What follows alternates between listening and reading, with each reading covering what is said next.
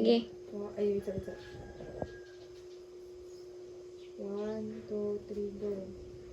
Mayong adlaw te kanang pwede ka na mo ma-interview. Pwede. Ako dai si Jennifer Pijaras. Ako ay si Virgin Tumabang. Ako, ako po si Maryphil Asotilia. So, mo pangutan-on tay. Para nimo, unsa man ang pagmamano? Ang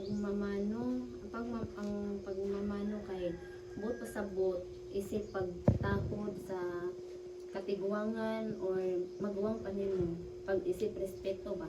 Mm. So, oras ang tiba. Ya, ang kaduha te is nganong ipadayon ang pag-practice o bayanihan.